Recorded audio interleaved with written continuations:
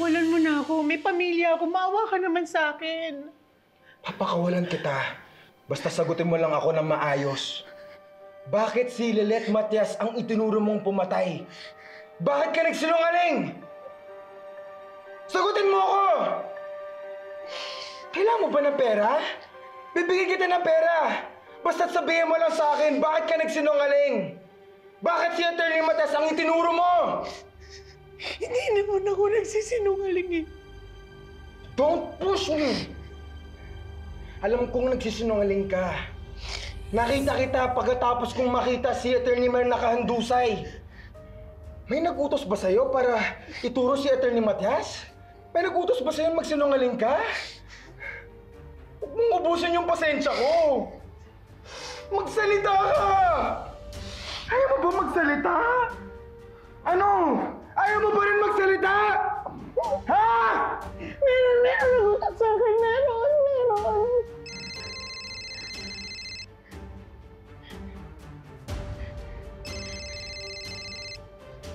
Hello?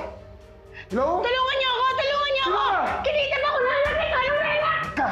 Papatay ka! Hello? Sino ka? Salita ka!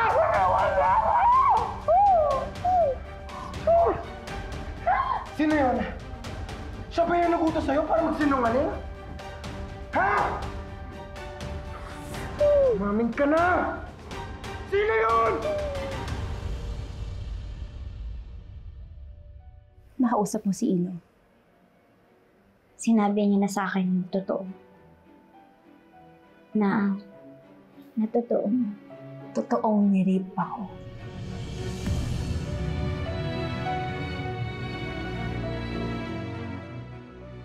So naniniwala ka na sa akin? Sana noon pa. Sorry ko ngayon lang. Sana noon pa ako nakinig sa'yo. Trixie, kung magagalit ka sa akin ngayon, tatanggapin ko. Sana. Alam mo rin yung feeling na ginawa ng masama. Pero hindi pa rin pinapaniwalaan. At pinagmumukha pa rin sinungaling. Alam na alam ko yun. Di ba ka, nakulong pa ako kahit wala naman akong kasalanan. Ako pa yung pinagmukhang sinungaling. Kaya alam ko yung nararamdaman mo noon. Trixie, naiintindihan ko kung hindi mo ako kayang patawarin ngayon. Pero sana tanggapin mo yung sorry ko.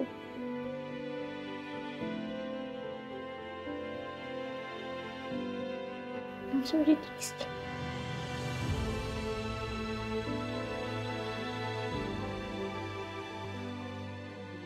Sarap. Favorite ko to eh.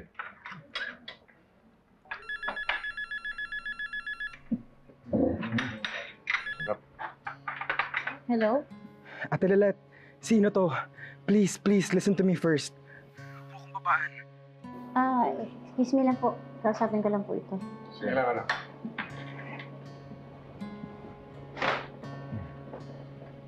Hello? Ate, please. Huwag mong ipaalam sa polis na tumawag ako sa'yo. Ate, kasama ko si Evelyn ngayon. Ano? Nasaan kayo? Ino, huwag mong gawin to ha. Huwag mong ilagay sa kamay mo yung batas. Ate, malapit na siyang umamin. Konti na lang, ate. Malalaman na natin kung sino ang nagdiin sa'yo para makulong ka. Malaki ang kutob ko na ang taong ito ay may kinalaman kung sino talaga ang pumatay kay Atty. Mer. Sinabi ko naman sa'yo, di ba? I'll prove to you na inosente ako. Ate, I know. I've done some bad things. Ang sama-sama akong tao. Naging manipulative ako. But this time, I want to redeem myself. I want to change. All we need is for Evelyn to tell the truth. We will know the truth, ate. Hey! Saan ka pupunta? Go! Gagalaw! Ino! Lilet, si Ino na naman ba yung tumawag sa'yo?